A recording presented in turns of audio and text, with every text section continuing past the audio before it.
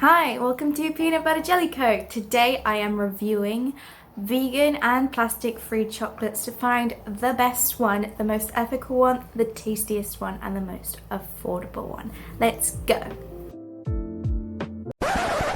Whoa, but before we continue, just want to tell you guys, at the end of the video there's a giveaway. Yes, we're doing a giveaway, so stay tuned to find out the details of that at the end.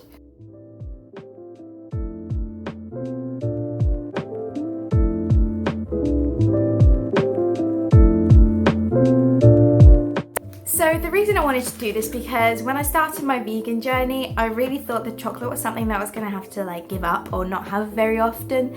That was until I discovered Bournville. Someone recommended it to me to use in baking, and so I used it in scones, but then when I was eating I was like, that's actually quite tasty. Why don't I just try a piece? I don't know why I didn't consider it before, and it's delicious. And then we kept buying loads of Bournville and eating it, and I was like, yes, finally I can have guilt-free chocolate. But then the guilt came in. The amount of plastic that was being created may not have been as much as before, but it's still too much for me.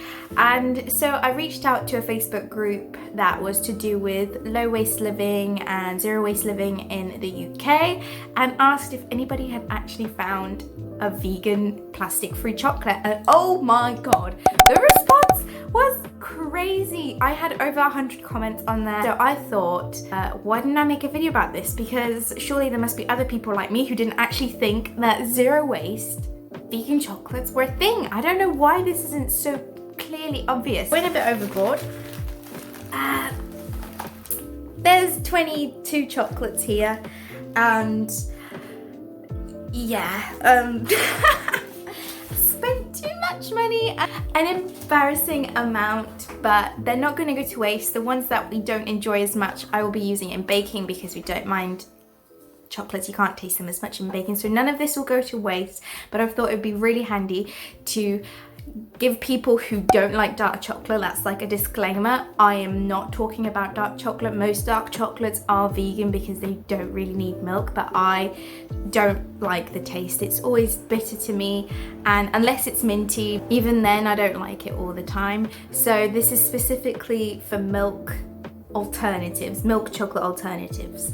Before we get into the specific chocolates, I did want to mention that I couldn't obviously get all of them. One, that would be ridiculously expensive, so I went with the ones that were most requested and the ones that were actually available to me, because even if something tastes good and is really ethical, there's no point in marketing it as the best vegan if it's not easily available.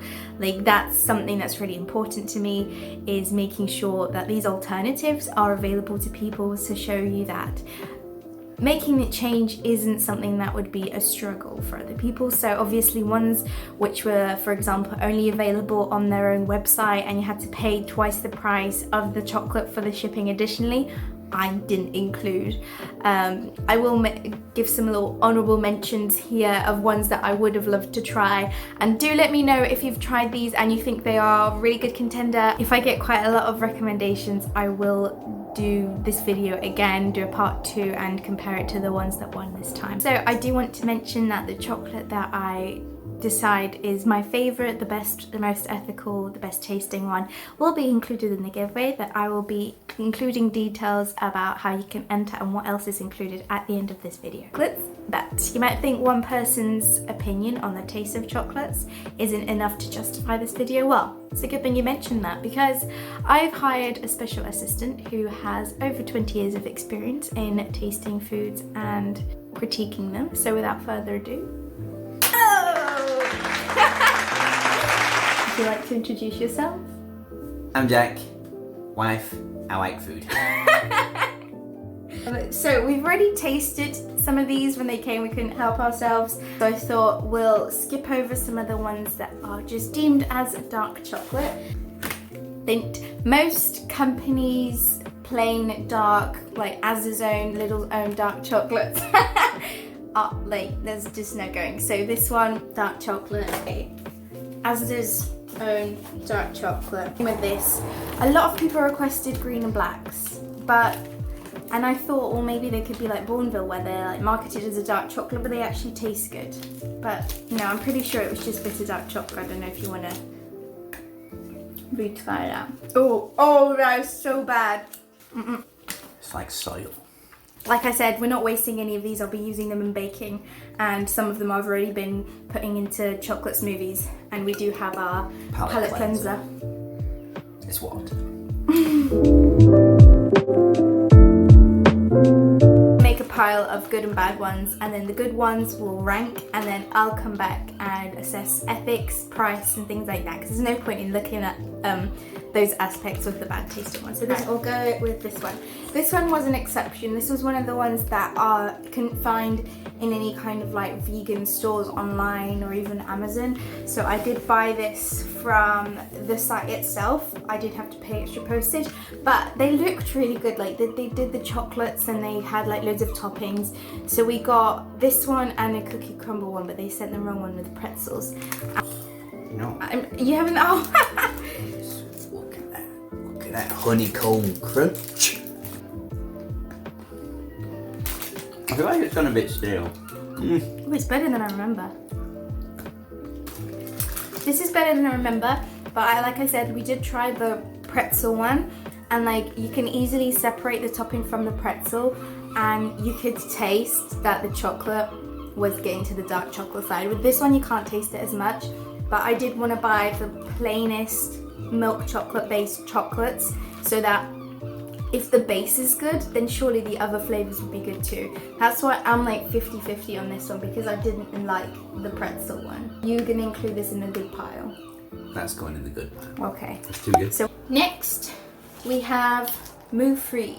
A lot of the packages, I did say that these have to be plastic free, and a lot of these do come in stuff that looks a bit like plastic, but on many occasions it's compostable. I guess that's still good, but I feel like it's not the best option. I think like using cardboard and foil is probably the best alternative, because for people that may have just lived with other people that aren't zero waste, or may forget what packaging is what, and if you just throw that in the bin and forget, then it's probably going to go into landfill and you will forget to put it in compost. We nearly did that with one of the other chocolate bars. I can't remember which one it was. Yeah, it was iChoc, which came in compostable packaging.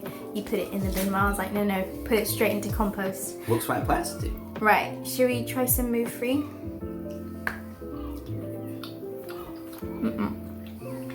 It's got like a sandy texture. Yeah, it's got a weird texture and a really weird aftertaste. It's good. It's like clay. Yeah, that one's in the no pile.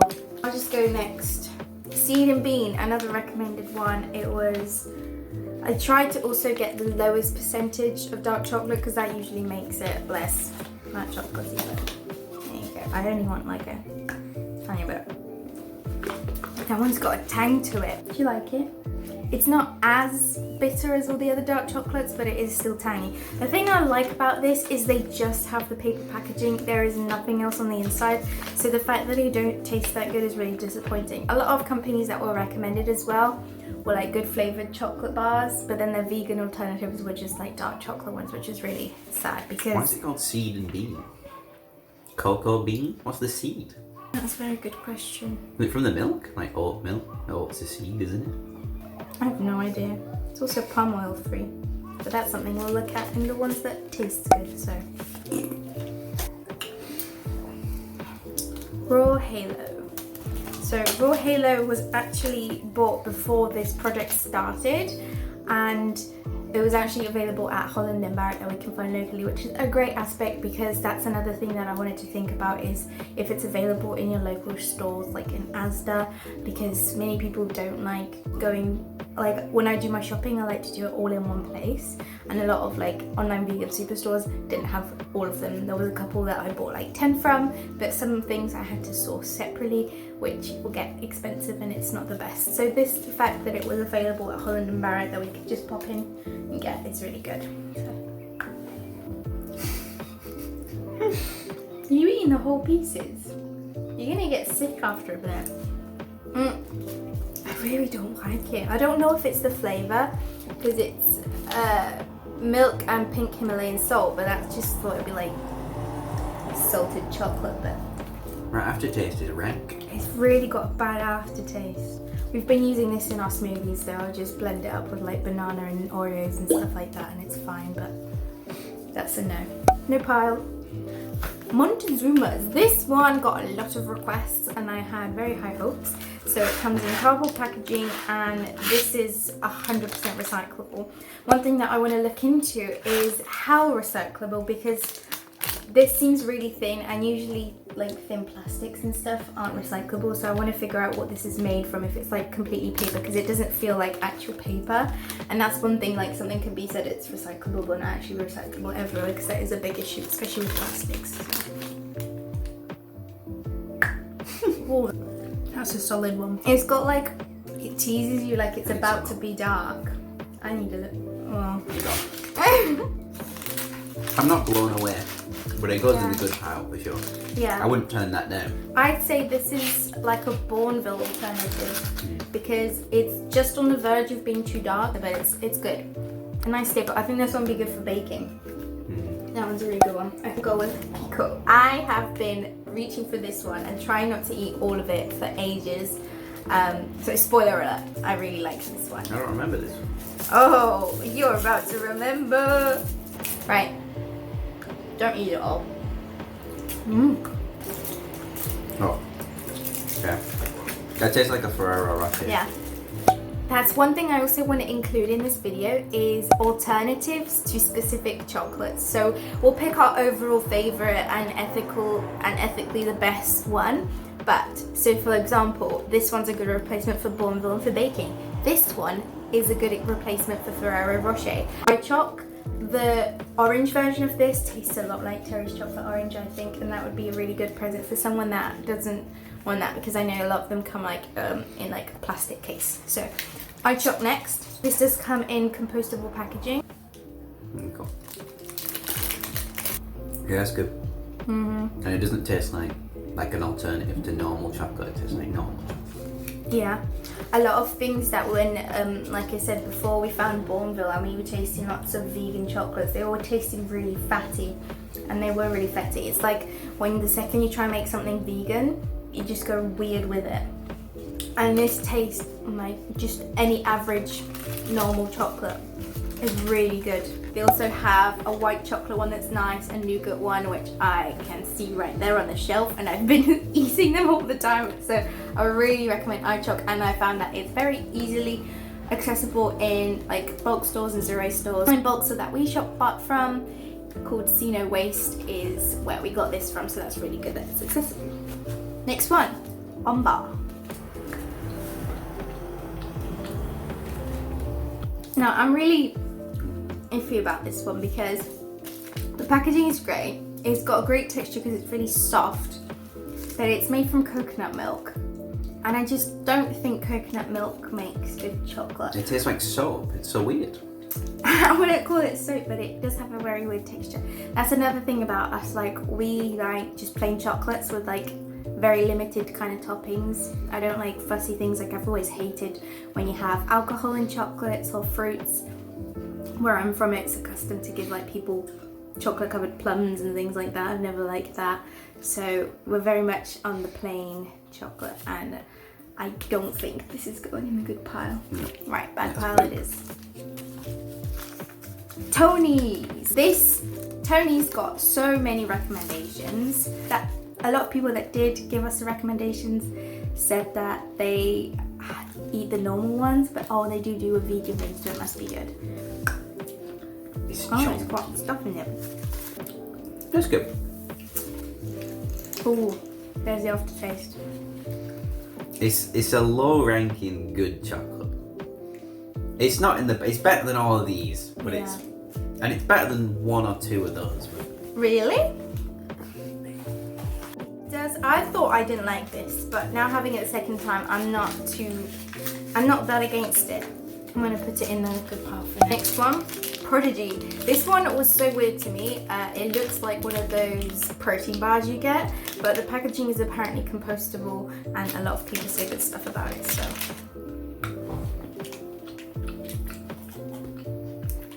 Oh. Oh, no, that's a no. It tastes like powdery chocolate, like actual chocolate, like a protein bar. It's like they started mixing the cocoa powder with the milk and then they just stopped before it had finished. That's not good.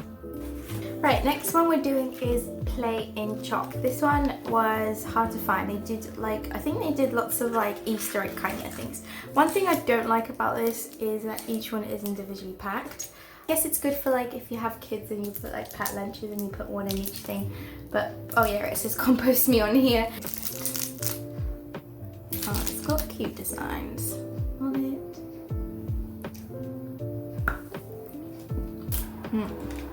It's got that Tang.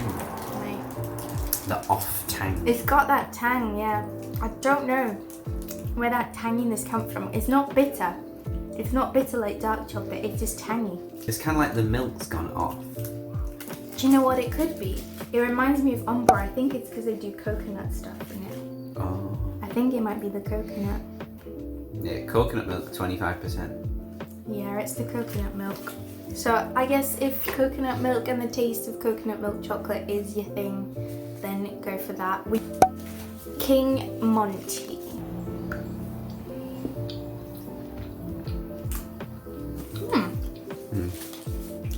That one's good. I thought I didn't like this one. Oh yeah, it's pretty good. Oh, it's rice milk. It's very sugary, but I like it. That's one thing. I know a lot of people don't like Bonneville because it's too sweet. I have a big sweet tooth. I don't mind the sweetness. Doisy and Down. Towards the end of my search for the chocolates, I got a lot of extra recommendations of really random ones I've never ever heard before, and some of these were really hard to source. I thought, for example, this was a full chocolate bar. It's clearly not, and there were a couple others that were weird that were from like very small businesses, and I guess a lot of small ones could be good as well, but like I said, I want this to be able to find something that's accessible to everyone and that everyone can relate to and then source. They have like these weird pops on the end, which I don't really know what it is. But in their defense though, like it does say Diddy's at the top, so we should have seen this coming. Yo. That's the most bitter one yet. Oh, no, that's dark chocolate. It really annoyed me when people kept recommending me like, oh, it's dark chocolate, but it's good. And I nearly fell for it because like Bonneville's meant to be dark chocolate. Well, Bonneville's good. But it's good, so I was like, oh, I'll buy it. That's why I bought lots of the shops owned, because I was kind of in doubt, but we really, really hate dark chocolate. Like, I can only have the minty one. Right, I've been trying not to use this one, but we were advised. This Rhythm 108 is so good. Oh yeah, I feel sick. It's so creamy and hazelnutty. Oh. To be fair though, this isn't like a bar of chocolate. This is like, it's like truffly inside, so it's like Lindt. Yeah, it's like the little balls that you get from Lindt. I think even if this one doesn't top on being the most affordable one, I think this one would still be like a treat for like gifting people and stuff on, because this one's actually delicious.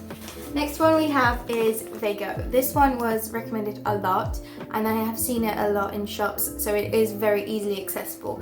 Unfortunately, the plain one is not plastic free, but the white chocolate one is in compostable it says biodegradable packaging. That doesn't mean anything. It says made from sustainably harvested wood. I don't really know how you get that from wood. It's white chocolate. I really don't know why they can't do the same with the normal chocolate. It's so good. It tastes like, did you ever get the white chocolate ones from Lidl which had like bits of nuts in them? It tastes exactly like that. But I didn't even think that white chocolate was an option for us. Like, I didn't think milk chocolate was an option, let alone white chocolate. The fact that this is available and it's good, because like even the iChoc white chocolate is really, really good. So white chocolate is a thing that can be vegan and plastic free, guys. It's so incredible. Next is Vivani. Got is the white nougat crisp. It also comes with compostable wrappers. Oh my god, that melts in your mouth. Is that nougat? Yeah. See, the white chocolate, like nougat kind of stuff, it's too sweet for me. I'm not about that. I'm about it. He's about it, so it goes in the good part. No discussion. Galaxy. It's in foil. This is popping up in a lot more shops now. It's in our Asda. I just got the cookie crumble. I don't actually know if they do a plain one. I know they do mint and Salted caramel, orange. I really like it. I think it tastes good, but that will all come down to ethics with this one really, because Galaxy is part of a big corporation that I'm really doubtful of it being the most ethical choice out there. But that is all from the chocolates, and we have 1, 2, 3, 4, 5, 6, 7, 8, 9, 10 out of 22 chocolates on the good side. I think that's pretty good. It's about a 50-50 split. So our next job is to rank them. So we're gonna pause, rethink, and probably rank them up into our favorite to least favorite. Okay, we are back with our verdict. Some stuff happened. There was some disagreements. We had a fight. We didn't have a fight. Okay, so we ranked them individually by which ones we preferred the most, and then I did the ranks to find the overall. We had, surprisingly, I was kind of shocked by the differences in our views. So Jack's favourite was Dirty Cow, which I personally don't think should even be in the good pile. No, but let me defend my boy, right? So, the thing is, right, it doesn't matter if the chocolate is bad, because the honeycomb with the chocolate makes it good. So if I saw this next to all these bars, I would reach for this one. Yeah, but it's not about the specific one, it's about Dirty Cow. Is Dirty Cow chocolate good as a vegan chocolate? I don't know, but if you hankering for a crunchy, but you can't because you're vegan. That is a good crunchy alternative. You want this one? To be fair, yeah, that's fair.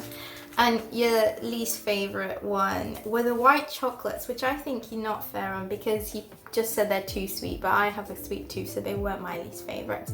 My favourite one was Rhythm 108, which was the creamiest, most delicious one, and that was your second favourite, so overall that was actually our first. And my least favourite one was Tony's, just because it was kind of a little bit like dark chocolate and it wasn't right there. So in overall ranking, assuming that Jack's still steady on with his Dirty Cow thing, we're going with, this is taste ranking. So first place, Rhythm 108. Second place, Pico with the hazelnut milk. Third place is Galaxy, which is surprising, but it's very good. Fourth place is DC. Fifth place, fifth and sixth came tied. iChoc and King Monty. Montezuma's, I think, is because Montezuma does have a little bit of a hint of bitterness, but it is still very good and came at a close 7. It was Vago. Then we have Tony's, which I thought was my least favourite one. You didn't like it as much either. It's just not that good. Last was Viviani. This is of course last out of all our favourites. That means we still like all of these. This is future me, ignore my hair. But we've just both tried the Happy Chocolate. I'm a bit disappointed because I did think it was going to be a lot creamier and milkier. But it ended up being a more dark chocolate tasting, but it was very much still like Montezuma's and Bourneville, so it wasn't bitter. So we've placed it here on the ranking. We placed it in 5th place, so we decided it tasted both like a bit better than Montezuma's and iChoc. I think iChoc tastes a little better, but that was the compromise with Jack. So that's our final taste ranking, and I'll come back. That's been top 4. The top 4. Yeah. So I want to make a point. Okay. So if you want like a crunchy, because sometimes you don't want normal chocolate, you want a crunchy, something jazzy.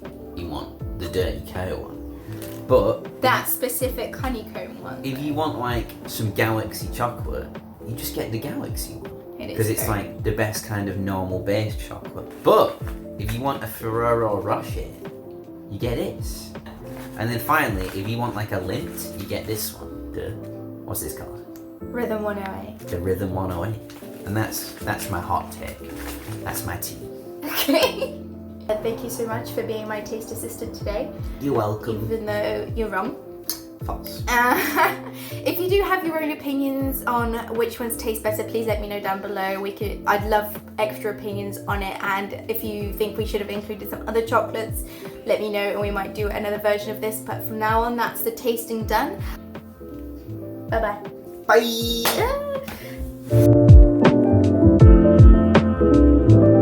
To mention is that although I am calculating the individual price per gram, I didn't buy any chocolate bars that were more expensive than £5, because I think when you consider like at least a general sized chocolate bar, I think anything over £5 is just unreasonable and unattainable. So some of them did come close at £4 something, but I think that was still okay. And actually what was the most expensive chocolate bar for the bar didn't actually end up being the most expensive per gram. So I'll show you the ranking for the pricing right now. This is my little spreadsheet.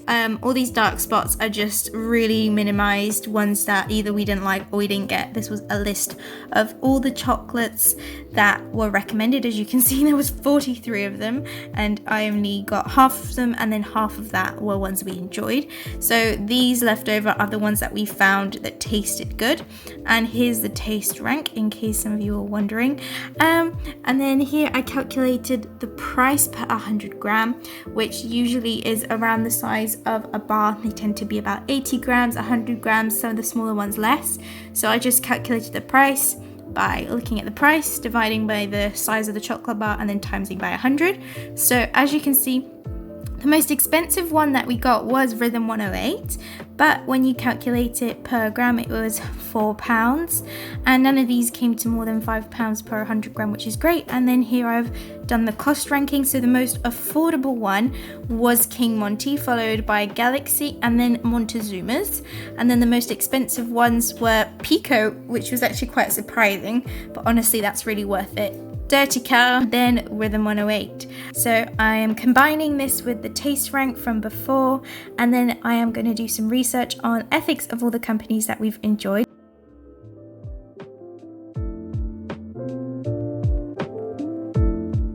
The reason I'm covering ethics in this review because zero waste and sustainability really is far past just looking at the packaging and where you can source your products from, as I have learned this year. This is extremely important when considering chocolate. Cocoa beans are sourced mainly from South America, and there are a lot of issues, especially evolved around child labor and environmental degradation through deforestation and things like that you usually see when it comes to monocultures. So it's really important that the companies we're buying from sourcing sustainable cocoa. About plastic-free chocolate, someone linked me to this website by Ethical Consumers, and it covers a lot of vegan chocolates and looks at their environmental, so I'm going to consider that in my ethics ranking. I'm already making like little notes. So things like, we have Moo Free, which wasn't a good tasting one, but Vago here has an ethics score, and then if it's blank then it's all good, and then if it's got a spot, that means it's not got a good rating. So Vago doesn't do well on climate change, but its company ethos is really good, and all the aspects it ranked really good at, so I'm going to use this for my ethics. This video is already long enough, so I'm not going to cover every nitpicky detail about the ethics. I will link some resources down below, such as this document from the Ethical Consumer that I've been finding really useful if you want to read more into sustainability to do with chocolate and look into the more specifics. So I finished my ethics analysis. I went into it as deep as I could, mainly trying to look at just the company's website as well and what they put out. I think if they are as ethical as they should be putting out on their website. So I'm going to go from bottom to top. So last, surprisingly not really, is Galaxy. I didn't do too much digging into them. They're owned by Mars, who are facing charges for child slavery, and of course they're not a fully vegan company. I do appreciate that they're offering a vegan option, but as such a big corporation, you can't really expect them to be the best, because that's how it is right now. So they came in last place, 11th. Next is Dirty Cow, and this could change, but on their website they didn't have an FAQ page. There was very little information and there was just not much on it. I don't even think they had an about page. Just really not that much information. I do think I could probably email their company, but this video is taking a long time. But if anybody wants me to get into detail into any of the chocolates, I do also want to make a video specifically about the cocoa industry and about the different certifications that to do with chocolate and things like what does fair trade mean and what to look out for with those things. Anyway, back into the chocolate. The 9 is King Monty. Again, not much information. A lot of the ones that came in last place just didn't have a lot of information, and even though that might not be their fault, they might be more ethical than it seems. But if you are being ethical, then why not put it up on your website? You know, you want to sell it to the people, you want to be transparent about your ethics. So King Monty came in 9th just because they also didn't have much information. They did have a bit more, talking about being fully plant-based and vegan. And then in 8th place is Happy. They from here on we do get a bit more information. So they said that they buy cocoa directly from Colombian farmers, which is great, to ensure that there is no child or slave labor, and they use oat milk, which I believe is the best milk for the environment to be sourced. They said that they give 1% of their annual net sale revenues to good causes. They also didn't really talk about what these good causes were. They didn't have an FAQ section, and there was very little about them on their about page. That's why they ranked a lot lower than others. Then 7th place came Vago. Now, we only really tried their white chocolate because a lot of their other products are still packaged in plastic, which is another reason for their low ranking. They also had the mistake on their packaging where it said it was biodegradable, which is something that people should be really careful about using. But after some digging, I did find out that it was compostable. I don't know why they didn't just write compostable in the packaging, but anyway.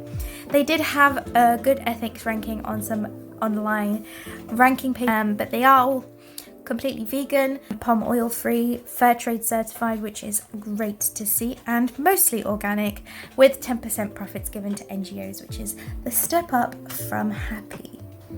And in 6th place of ethics, we have Montezuma's. I believe they're a lot smaller than a lot of these companies, so they didn't have as much information on them. But then I did find, after a little digging some pages, that they also had an average ethics rank on one of those websites that I will be linking down below.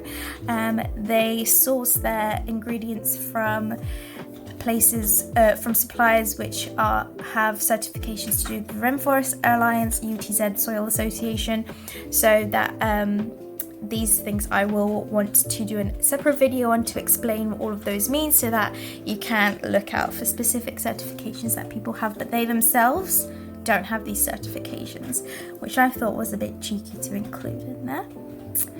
And they don't use any palm oil, and they are currently amidst getting their B certified corporation.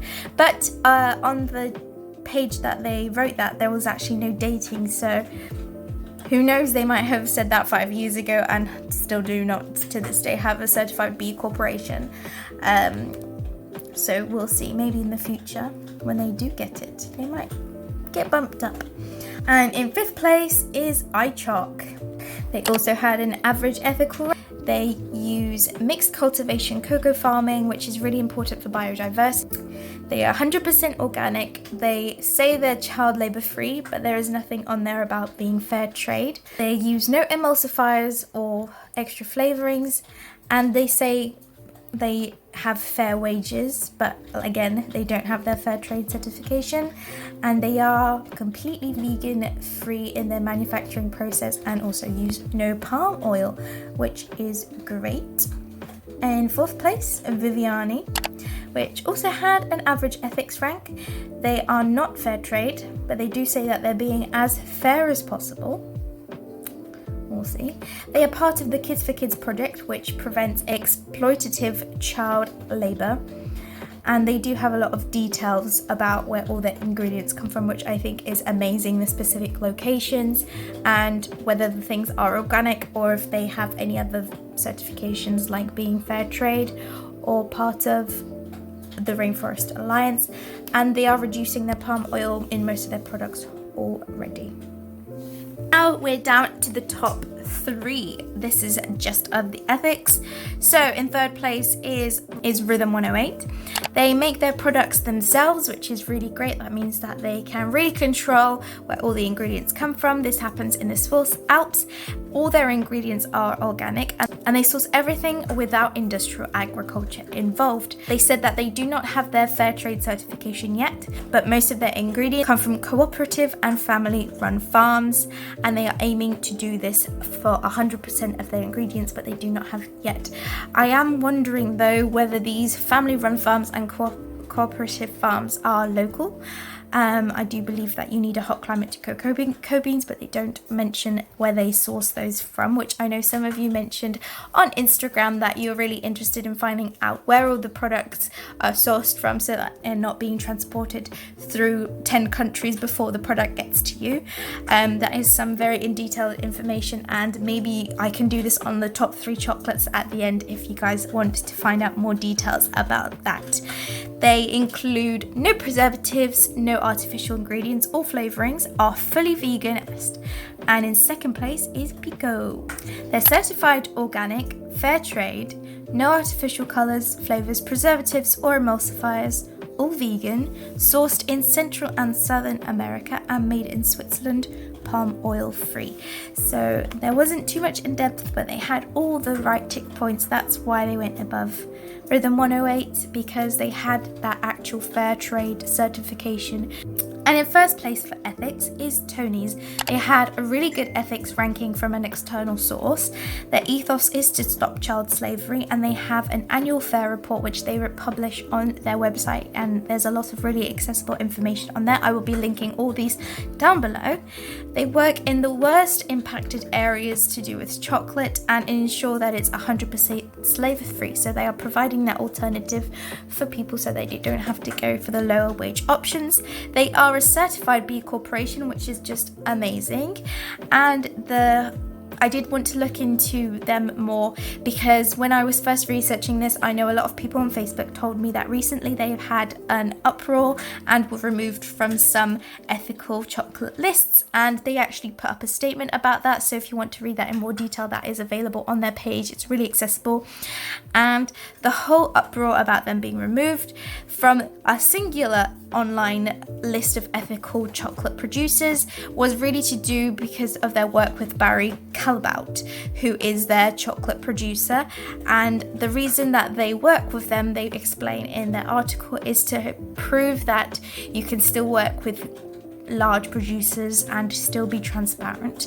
So that's their choice, but it's actually the accusation of this chocolate producer for having abuse in the supply chain. It's nothing to do with Tony's, although through working with them, I guess they are supporting them, but they are still slave and child labor free. That is a misconception around that. But I do believe that other than that, their ethics is still 100%. So now on to the overall rankings.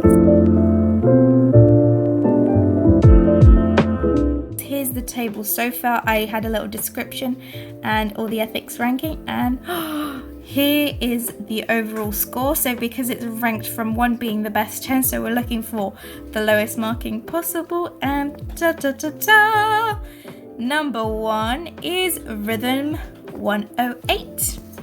Going from best, like I mentioned, in number 1 we have Rhythm 108, which I was really happy with because honestly Rhythm 108 was the best tasting chocolate bar and the ethics behind it was really good, and they may not have been the most affordable one, but overall they ranked the highest.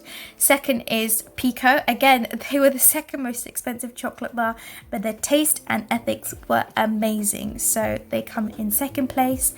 And in third place is Montezuma's, which is brilliant. They were one of the most affordable ones. So that's a really nice clear range for the top 3 chocolate bars, depending on what you're looking for, whether your priority is ethics or taste or cost. Those 3 chocolate bars cover them both, but they are also amazing in all the sections.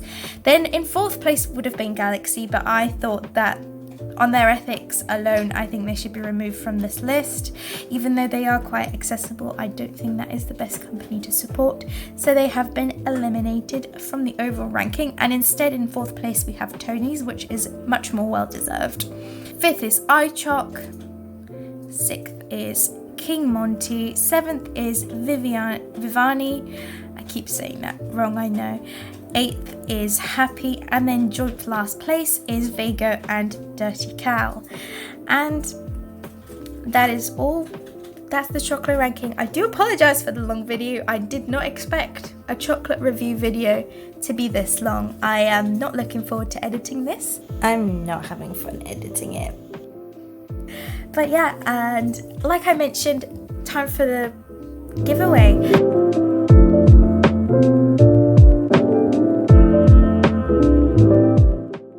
I will be giving away Rhythm 108 as the winning chocolate bar. I'm very happy because it's also the one that's probably the most accessible to me, as I can get it in my local Asda. Now I will include a little video of the rest of the items given in the giveaway. I am partnering with Blue Musk Co, who is an amazing sewer. Her masks are so great. They're all reusable and made from 100% cotton, so you're not breathing any nasty plastics in. And this mask is absolutely gorgeous, so I got one of these for you guys. Next, I'm partnering with Anything But Plastic, an amazing online zero waste shop, which I love shopping from. Their range isn't that big as of yet, but I imagine through all of our support they'll be able to grow. But they really do look through all their products and make sure the ingredients are all included, the detail that they go into the describing the sourcing of all the ingredients and the products, and assessing their sustainability is just impeccable. So I'm including a little trial pack of their tooth tabs that they're supplying, which include fluoride, because fluoride is important and is not bad for your health, despite what many sources may tell you. There is no scientific evidence behind it. Anyway, this is the only tooth tabs that I've found don't taste weird. Their texture is really nice, they lather up really nicely, so I'm really excited for you guys to try that out as well. And the next partner is Concentrated. They're a small company based in London that make their own eco bars for different purposes. These can be for beauty, for washing, for chores like laundry and cleaning, and I recently tried them out. They are amazing. Most of your cleaning products include mainly water, so it's so much better to just buy a little bar that you can use up, and it saves you on space as well, and it's so much nicer. They lather up just as well, and it's so much better for the environment. So I'm including this bathroom cleaner for you guys to try out as well.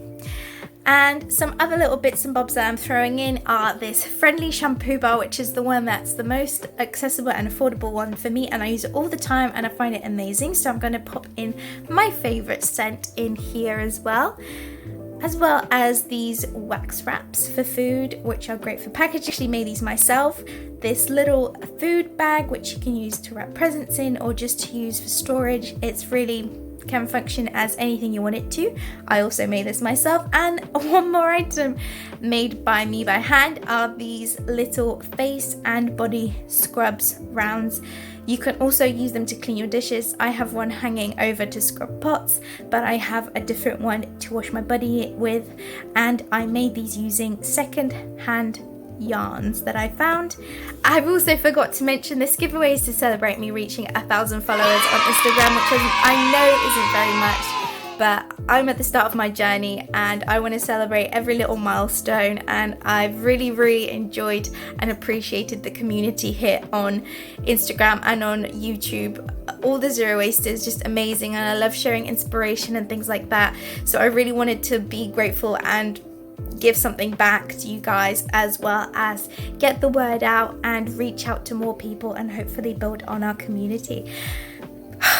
Right, it's been a long video, but I'm just gonna shut up now and just thank you guys so much for watching and taking part in the giveaway. Like I mentioned, all the instructions are on Instagram, and I will link my Instagram down below as well as my other social medias. Other than that, thank you so much for watching, and I'll see you guys in the next one. Bye!